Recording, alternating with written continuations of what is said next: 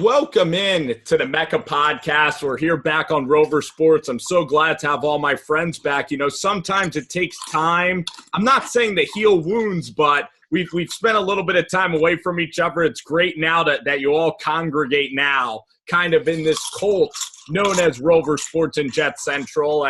And I first want to start off by talking with our two correspondents on the bottom. And you know what? First, I'm going to go with a guy that does have a dog in the race, a guy that's lifelong team is headed to Minneapolis. He's rocking the Brian Dawkins jersey, and that is Benny Fogs, B. Fogel. And Ben, how are you feeling this week? I'm sure that you'll answer that question in a predictable manner, but what's this whole build-up for you like?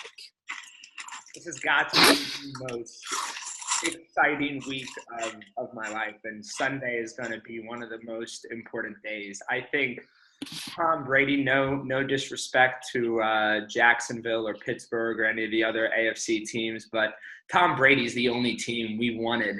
Tom Brady's the only player, and the Patriots are the only team we wanted in this game. This is a revenge game, and this is a game about proving that the Philadelphia Eagles are the best team in the league. You know, part of me is almost glad that Carson Wentz went down. You know, it was a real bummer. But the entire season, people were saying, the Eagles have had an easy schedule, or the Eagles are being led by an MVP quarterback.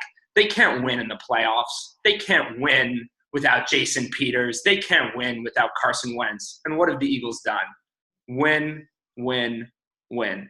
So I think that this is a huge moment for the city of Philadelphia, and I'm just saying that the city's on edge, and we're pretty excited. Yeah, I mean, I look at this game, Shenko, and we're here as Giants fans up here in the Philadelphia area, and if the Eagles drew the Jacksonville Jaguars and they were able to win, I mean, would a lot of mainstream media people say the Eagles dodged the bullet of Tom Brady and dodged Drew Brees? Because when Stephon Diggs caught that touchdown, I knew that Eagles fans were ecstatic that they got to not play the Saints, Shenko. Well, sure. I mean, obviously, you would rather play, a guy like Case Keenum who has had, he has 1 year wonder written all over him. I don't know what he's going to have a success even after this year. Drew Brees is a guy you obviously want to, avoid in the playoffs at all costs. And obviously, it's funny because how the Vikings and the Eagles and the Patriots game is going to play out this week. It's funny because the Eagles are 5.5-point dogs. And I know it's funny because the Patriots struggled with the Jaguars and the Eagles blew out the Vikings. And it's funny, but the Eagles are still dogs. It really is interesting how that's going to play out. And I just think it's going to be a close game because all the Patriots Super Bowls, every Super Bowl they played in it, in the past, 20 years, it's all been close. So I'm looking forward to a really exciting game, definitely in Minneapolis for sure. Hey, UCF, you guys were right with the Patriots. You guys should have won that game, in my opinion. Are you still kind of perplexed why you guys went to a zone defense instead of playing man-to-man? Like, I saw, Brett Coleman break down a video, and basically it said that you guys basically went away from your game plan of man-to-man into more cover 3, cover 4 because of that first drive. And what do you think you guys kind of quit on your game plan and quit on what got you to that point? I mean, hell yeah, we did. I mean, all throughout the game, we went conservative on offense and defense. I mean, the offense, they opened the playbook up for Blake Bortles against the Steelers and Patriots, and you saw him do some good things. He was making some really good throws, and that Patriots game, he was really putting together probably his best game of his career. But then, fourth quarter comes, you're up 10 points with 10 minutes left. They're trying to hold on to the lead, which is what they've tried to do so many times this season. And that works against a team like the Bills, who don't really have any explosion on their offense. But you're going to come in there and then start. You had the two best cover cornerbacks in the league with A.J. Boye, Jalen Ramsey. You're going to be playing the soft cover 3, cover 4 zones, and you're going to all of a sudden not let the quarterback throw the ball and really just make them play a lot tighter. It was just Doug Marrone just went so conservative, and I'm just still perplexed. I mean, the turning point in that game was when there was 9 minutes left in the game. We had the Patriots at a 3rd and 19, and they convert and later go on to get a touchdown. So, yeah, I mean, I'm still hurting from it. We're about 8 days removed, and yeah, I mean, I totally think we should be playing for a Super Bowl, but what are you gonna do?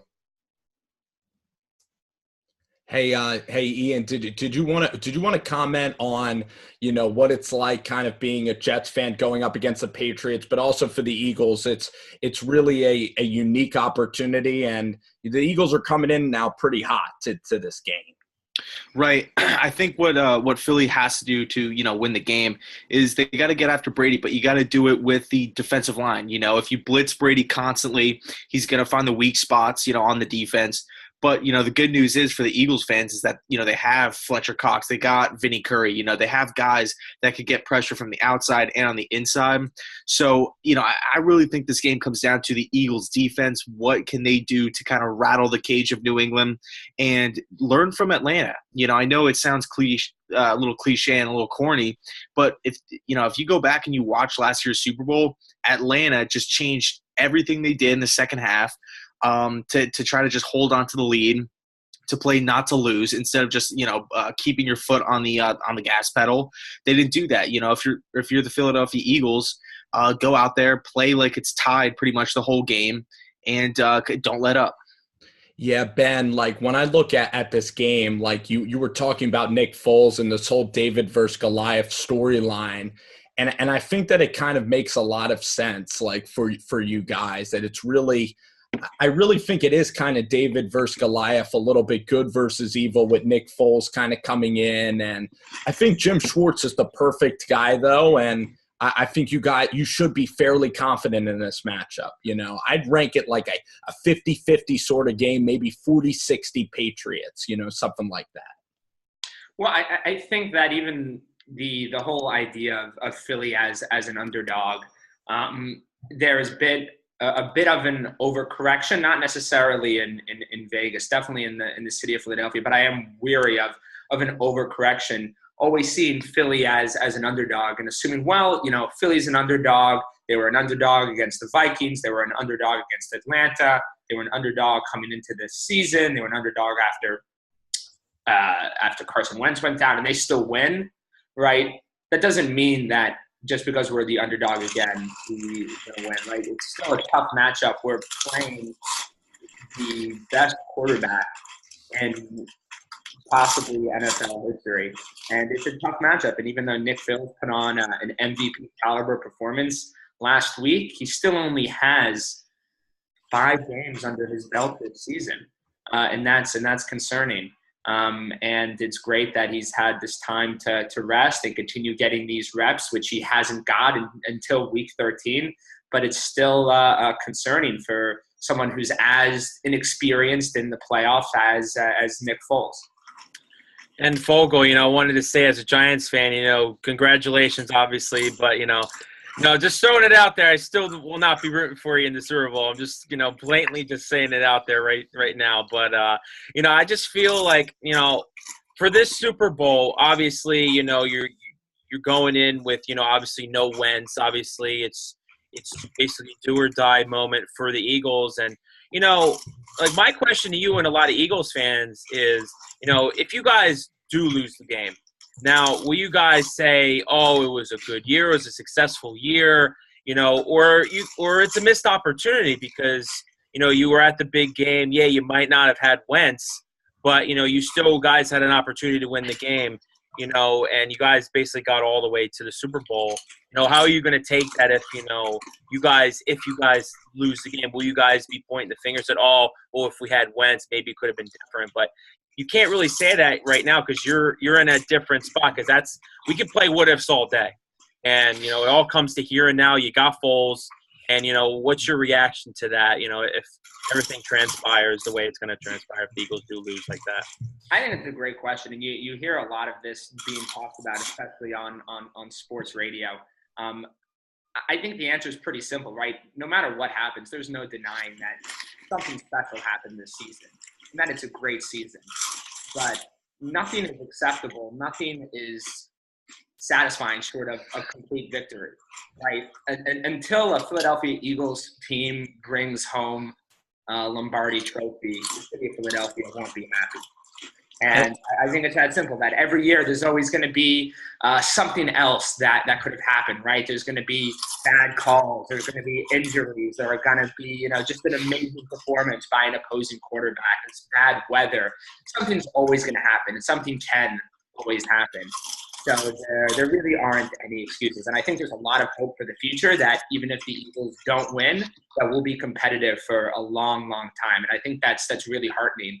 But I think nothing is acceptable and nothing is okay other than a Super Bowl victory. I tell you that the Eagles fans would be, if they can't win the Super Bowl with Nick Foles, they are just going to be irate.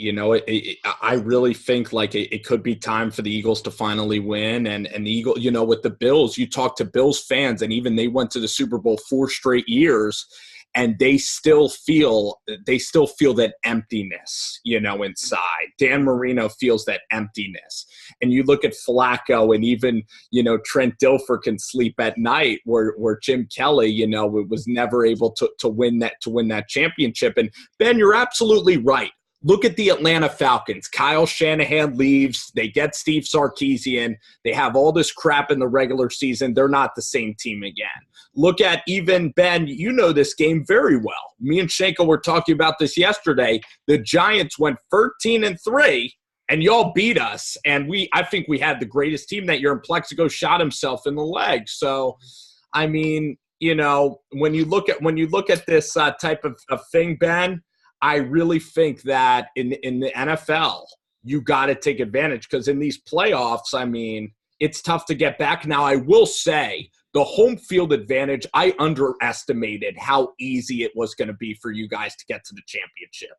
Like, Dalton, don't you think home field advantage now in the NFL is kind of becoming a popular thing again? We had all those wild card teams throughout our childhood make the run, but now home field advantage, the home teams have been winning at a very high rate the last couple. Oh, I mean, definitely home field advantage is huge because, I mean, first of all, you get the rest a whole other week, and, if you're a smart team, you're able to, manage that well. But, you have a whole entire loud ruckus stadium behind you.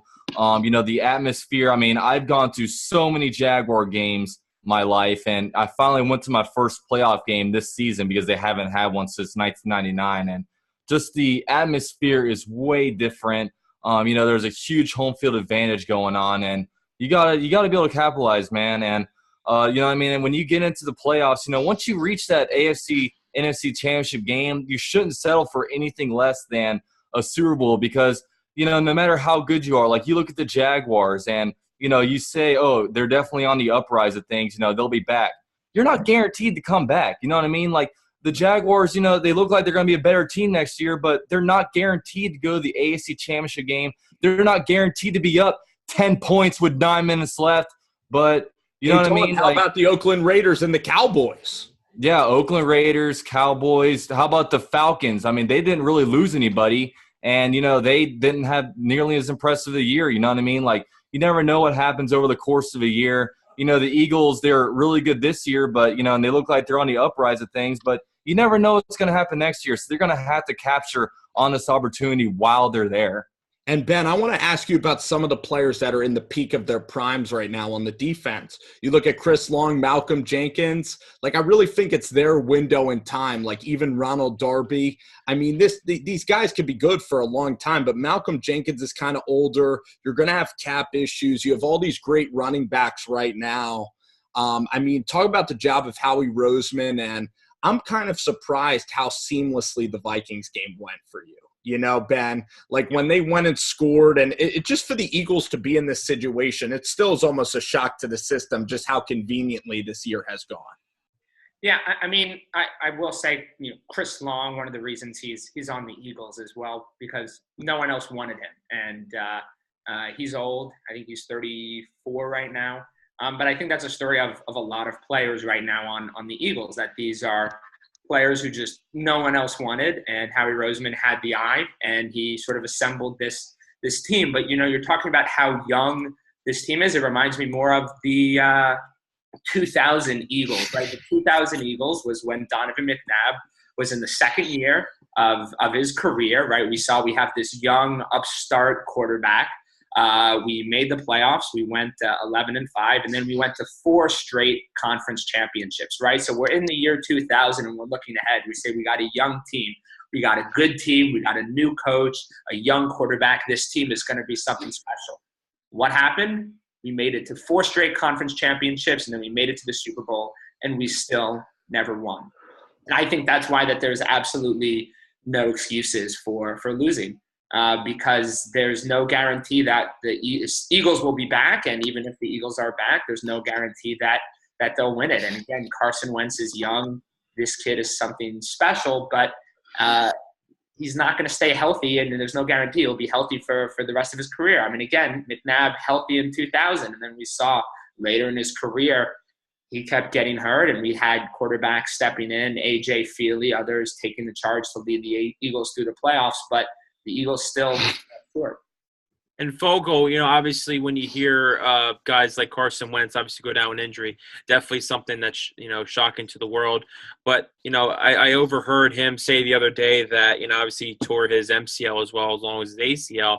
And he said, and I quote, that he said he's not going to change the way he plays the game. And, coming from an Eagles fan, does that scare you going forward? Because, he's not going to change his play style. And, since, it's going to be hard for him to, since he is injury prone now.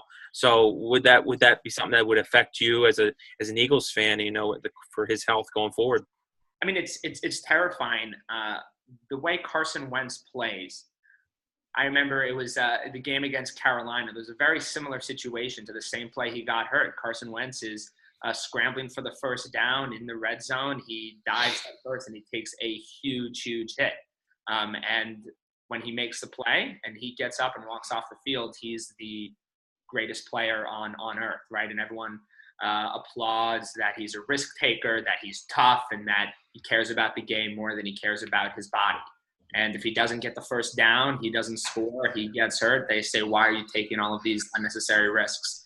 It obviously terrifies me every time I see Carson Wentz make that play. But that's why we love Carson Wentz. And I think he needs to take those risks. And even though that can lead to a horrible situation like this, those are the biggest plays he made this year. That's why the Eagles won, because we have Carson Wentz refusing to go down. We have Carson Wentz running head on into the secondary middle linebackers and willing to sacrifice his body, his safety to make the play. And I think that's why the Eagles were so successful. And it's sort of that balls to the wall Carson Wentz attitude, which the Eagles fans love. So I'd love to see him get back on the field, not be hesitant, and still willing to take those risks. I have one more question for you, Ben. Thanks so much for joining me, buddy. It's a great honor for you guys. And in my group text, I've been getting spammed pretty good with the Eagles fans. So, I'll be a little – I don't know if – it depends how the game kind of comes out, but I'll certainly be glad if the Patriots can hold them off. But we'll see. Ben, I wanted to ask a question, though, for you, and that's Andy Reid. Do you think Andy Reid should kind of be feeling a little bit shitty that Doug Peterson already is at this point of winning almost a championship? Like, does it validate the Andy Reid hate, kind of? Because the national media was like, why do you guys want to get rid of a 13-win coach? You're so ungrateful. And now Doug Peterson, it kind of seems like this is the reason behind the whole Andy Reid playoff choking thing. No, until Doug Peterson can actually win the Super Bowl as the Eagles head coach, I don't think that there's anything on Andy Reid. Maybe my question will be different come next Monday morning. But I do believe Andy Reid has a Super Bowl. When he was in Green Bay, when he was the quarterback's coach there, I do believe he has a Super Bowl. Don't forget that Andy Reid led the Eagles to 4 straight conference championships and a Super Bowl, but he never won. And I don't think that there's anything on Andy Reid until Doug Peterson can actually finish and close and bring home the Lombardi to Philadelphia. Ben, thanks so much, pal. We'll talk to you again soon, man. Talk to you soon. Take care, guys. So that was Benny Fogel, and now we're back into the Big Four. And hey, Jetscentral and Dalton, I appreciate you guys kind of hanging in. Shenko, yourself, just had to get the Eagles guy in and out, Of course. That's what she said. Well put. So, JC, man, how's everything been hanging lately? You guys missed out on Brian Callahan, so it looked like you were pretty – I guess you're maybe pretty upset about that. John Gruden gets another guy, gets another coach. I mean, you have Dennison. How are you feeling right now? How's your morale right now? Yeah, I'm feeling good. It does suck that we missed out on Callahan. I did really want him as quarterbacks coach. We brought in Rick Dennison as O-line coach. So, it is what it is.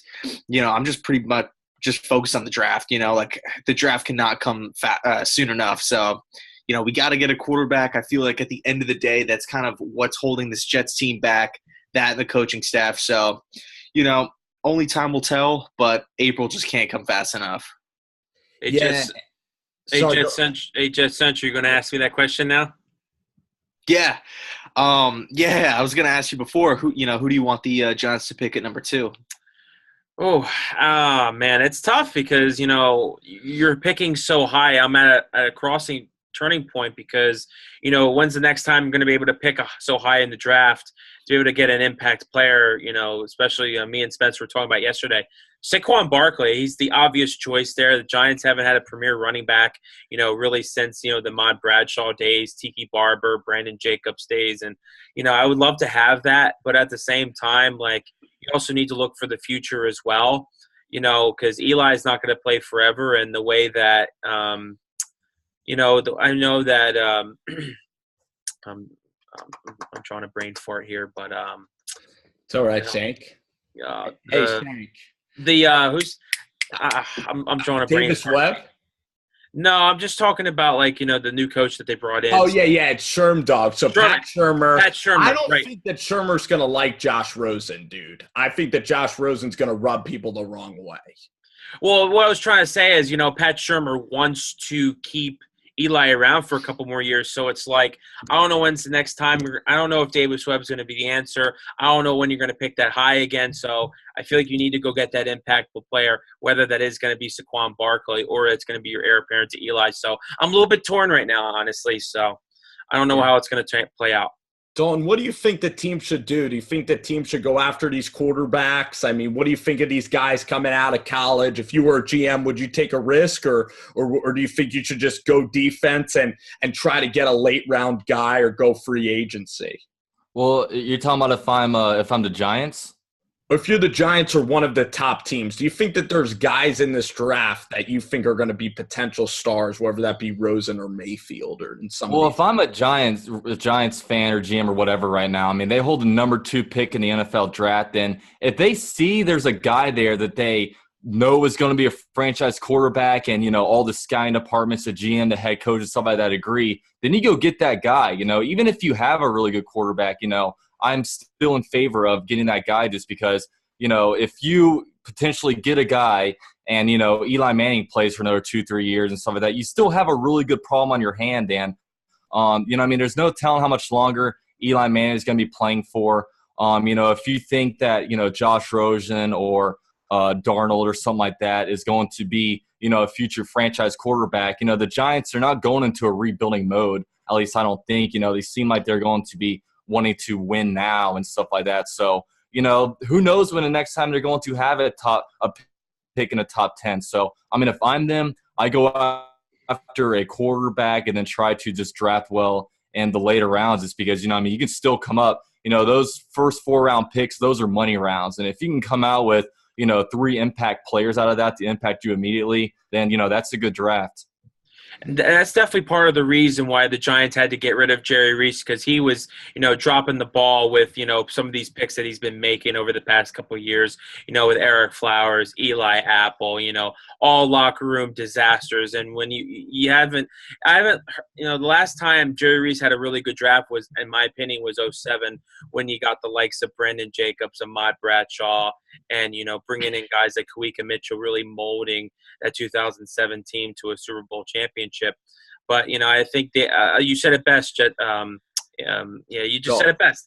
Dalton, you said it best. They're in the win now mode, and they remind me of the Cowboys when they went 4-12 the other year, and they also remind me of when the Colts had Peyton Manning, and he always had these injury problems, and now with Eli getting older, it seems like it's a little bit of a similar situation there. So if I'm the head of the GM right now,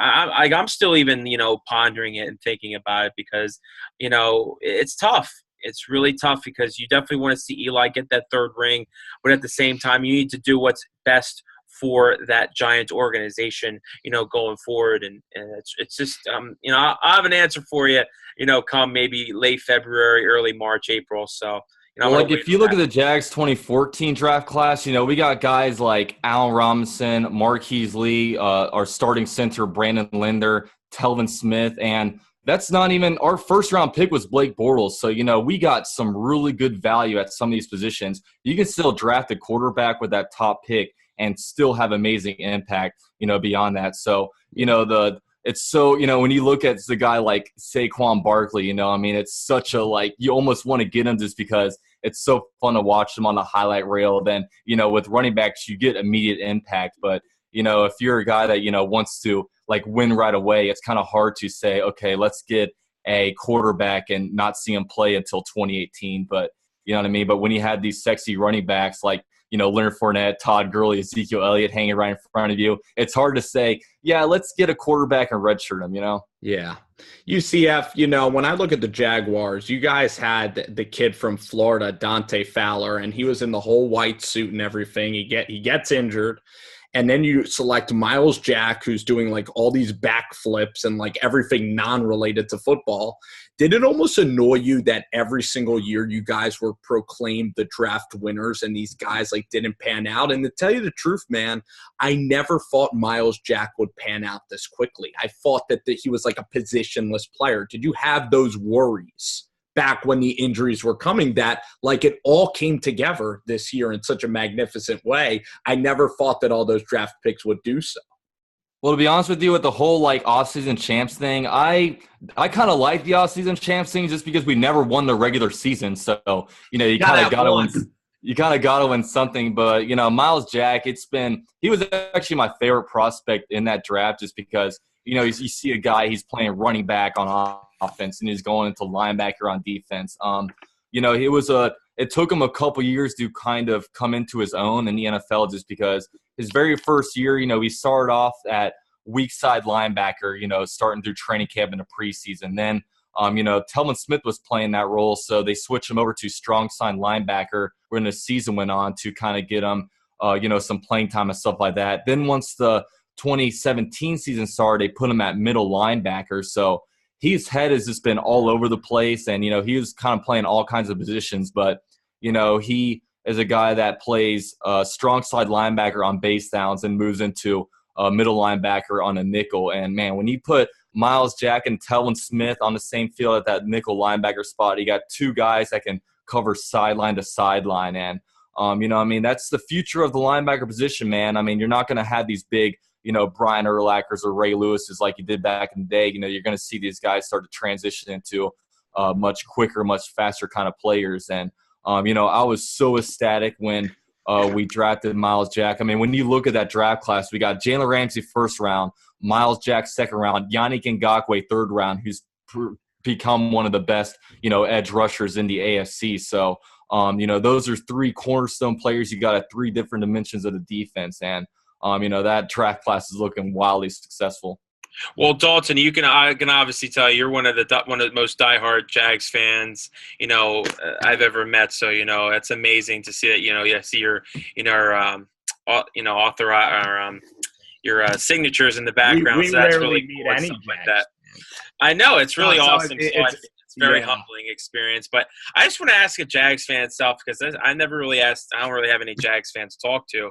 But besides the media, will always criticize this one Jags player, and that's and where I'm going to go with this, and that's Blake Bortles. Now, a simple question about Blake: do you believe in him? Do you not? Or are you in the middle? Talk to me. Do you like him? Do you not? What's the story with him? You think he's a franchise quarterback?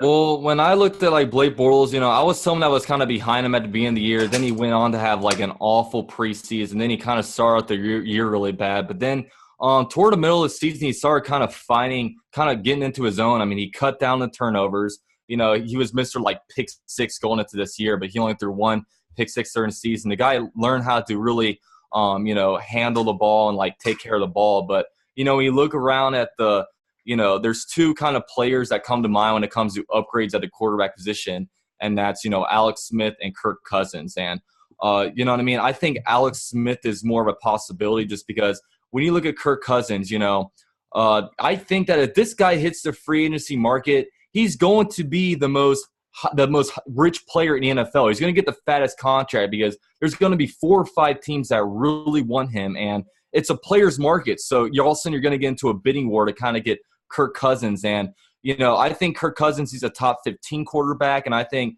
Bortles has, you guys may laugh, but I think he's a top 20 quarterback. But, after what happened kind of this year, then is it really that much an upgrade to go from a guy like or a guy like Blake Bortles to Kirk Cousins?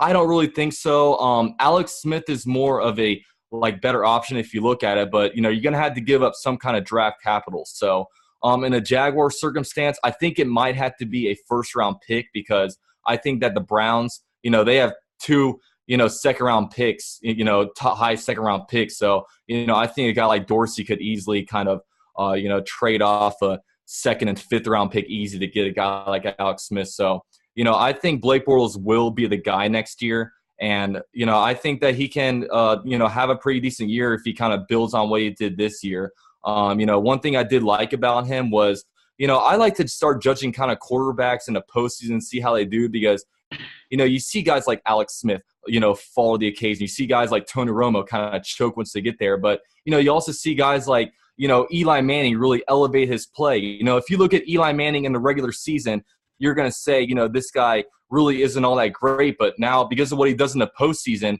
all of a sudden he's being talked about. Is he elite? Is he Hall of Fame caliber? And, you know what I mean? If you're a guy, if Blake Bortles, he elevated his play in the playoffs. Now, while in the Bills game, he didn't really have a very good game throwing. But what did he do? He started rushing the ball. He got 89 yards. He found a way to win. Against the Steelers, when they opened up the playbook, they put 45 points on the Steelers. And, you saw in the Patriots game when they actually opened up and let him play like a quarterback before they went all conservative. He did pretty well. So, I'm a ride with Blake. He's definitely my guy. I wouldn't be opposed to drafting a guy in the first round, like maybe, Mason Rudolph or like Lamar Jackson if they're there. I wouldn't be opposed to that. But, I don't want to go out and pay Kirk Cousins a shitload of money.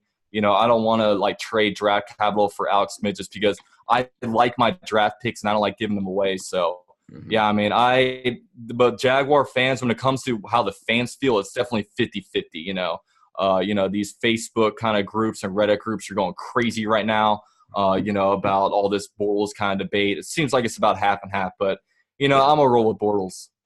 And JC, you're a guy that is really high on Alex Smith. I look at the Jags and you guys are paying, Dalton, you're going to be paying a lot of guys a ton of money, but JC, you look at Alex Smith as really the prize. How do you look at Alex Smith and compare him to Kirk Cousins and some of these quarterbacks that are going to get drafted?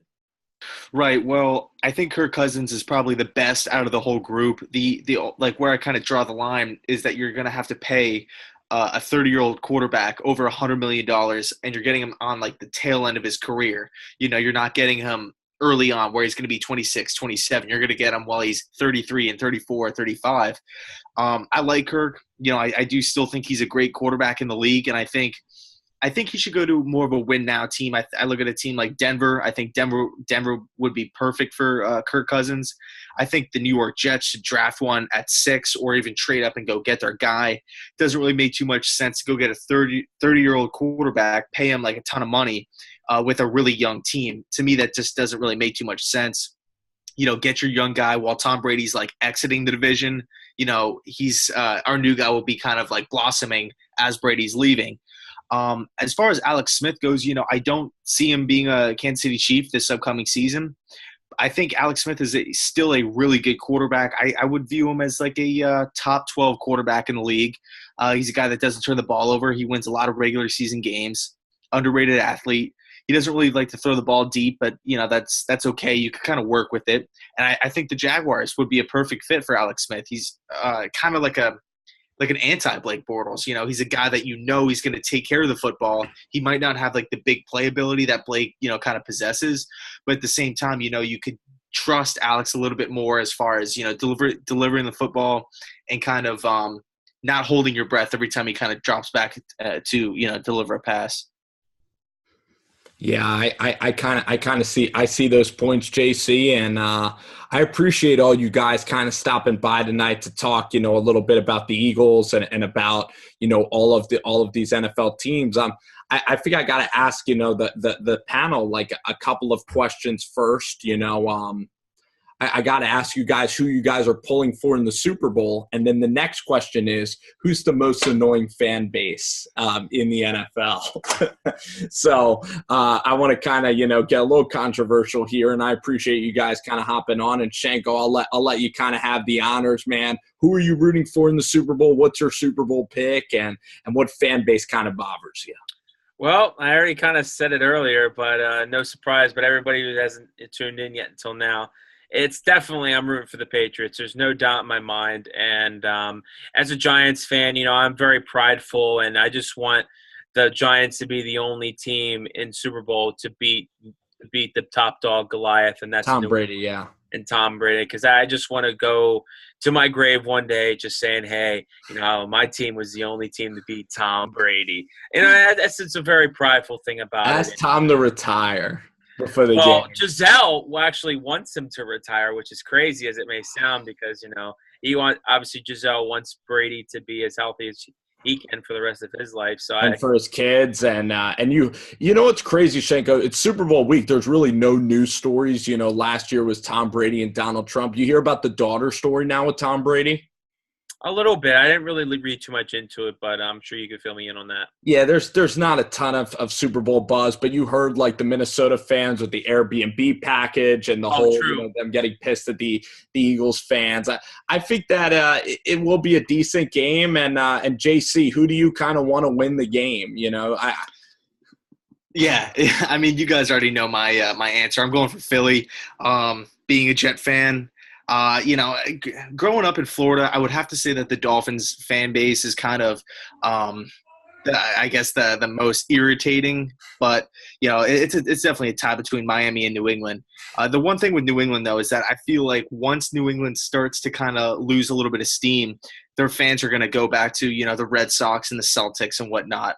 When I think of Boston, I don't really think of football. I think of, like, Bruins, Celtics, Red Sox, like I said. Foxborough's even an hour from that city. Yeah. It is what it is. I would have to go with Miami, though. And Dalton, did you know that Jeff Lurie, him and his Asian girlfriend are from Boston? Oh, yeah. So he tried to buy the Patriots, the Eagles owner. I didn't even know that. Well, I mean, I guess this game, I don't really care who wins, to be honest with you. I kind of want to boycott because my Jags aren't in it. How about this? If the Patriots win and Tom Brady will retire, then how about that? You know what I mean? Like boycott the NFL, baby. Yeah, like I'll probably be like doing like prop bets and like doing squares, something to make the game interesting. It's something to get me to root for, just because I can't see myself pulling for like either of these teams, because I don't really like either of the teams all that much. It's Eagles fans be kind of annoying. Patriots fans, they win. But, I mean, when you're asking me the most annoying fan base, it has to be, just from being on YouTube and stuff like that, it has to be the Patriots fans, just because, they're so cocky because they can be cocky. They come out of everywhere. Oh, rings. Oh, you guys suck. It's like, shut the fuck up. Like, I'm going to have to go with Patriots, the most annoying fan base. How many Tom Brady spam accounts do you see? Tom Brady, the GOAT 5 and all this. Yeah, if I knew that Tom Brady will retire, the Patriots win, then I would cheer for the Patriots. But I don't know about this game, man. And Dalton, you said you're the type of guy with Jags games that you just kind of want to be by yourself. You kind of want to shut off the cell phones, really focus. what do you want to do for the Super Bowl? Do you want hot chicks around? Do you want some hors d'oeuvres and appetizer? I'll tell you what, I kind of like Super Bowl parties though, because it's the big game, and I kind of get irritated sometimes when the non-diehard fans watch football with you, but it's the Super Bowl, so I don't know. I'm down with watching with other people. It's on my team. It's funny. The more we talk about it, the more I want to take off for Super Bowl Monday, because right now I have to go to work on Monday, but I might even just call off just to say hell of it. But, to answer my question earlier about the Eagles or the Eagles-Pats, the New England's fan base, it's without a doubt, especially living in Philadelphia, it's the Philadelphia Eagles fans, because their fans are by far the worst I've ever witnessed and experienced. And, you can't get any worse from booing Santa Claus and really just, treating your fans like just dog shit. And, I've heard so many stories from, like, some people that I know about how mistreated they are. You have beer cans being thrown at them, and, just being just these arrogant people that they are, just because they're the opposing team. And they're just a very hostile crowd. And they turn it into this negative, like thing that they have going on, just because they think they quote, oh, because we're passionate. That's not passion. That's just blatant, just arrogance. And there's a difference. And obviously, me being a Giants fan and being a Jags fan, Jets fan, you're passionate just because you love your team. Because I feel like these Eagles fans are just arrogant, and they just will just do the utmost thing to disrespect you. And that's definitely not how the NFL and the fan base should be at all. I mean, they're very ungrateful. And me and Spencer. I mean, Spencer, I could go on and on about this. Yeah, they're the worst I've ever seen. Ever. Yeah. I voice it to my dad all the time. My dad's actually like nearby, and it's tough, because my dad's a big Eagles fan. So I don't, I'd love for him to be happy in almost all aspects of life, but I'm not going to root for the Eagles for sure. And I know that there's it's a nice way to say it. Yeah, it's disappointing when you put it in those terms, like, Dad, I don't know if I ever want you to get a ring, but I still want you to be happy financially with Mom and treating us well. And isn't it funny, because I always say with like some of my friends, it's like, there are people that I like really care about, I really like them. I wish the best for them, but I want them to be completely miserable when it comes to their sports teams. That's right. I don't know why. And here's the thing. When the Eagles win one, it's like I'm holding on to this. Like, people have said to me, this is the last week where the Eagles are not going to win a championship. And it's just like me and Shenko kind of feel like it's like almost karma coming from the divine Lord that the Eagles haven't won a championship yet. Because if you go to their games, it's a really rough experience for us. And I mean, we'll see. A small part of me kind of wants it to happen, for family members, but I still, gotta go Patriots though. And no, yeah, but trust me, there are Eagles fans that I know in this area and that are part of this channel that are really good people, and I definitely associate with those good people though that are Eagles fans, like my buddy Ben. I already know when Shenko says he's going to be rooting for the Patriots, he has about 4 or 5 Eagles fans in the back of his head that he's just thinking about, that he just wants to just talk shit to. And I know. I know you just can't beat Brady. We're the only team to beat Brady. And, it's just like, I just got these coworkers. They're already buying Super Bowl 52, like paraphernalia, all this stuff. I'm like, dude, you didn't even win the Super Bowl. Why are you buying all this? Like, it's every gas station. That's such you can't escape it on the news. The housekeeper is saying it. Don't even get me started. You cannot escape it. So that'd be horrible memories if you lose. All of a sudden you had this ugly ass shirt that you're gonna want to burn.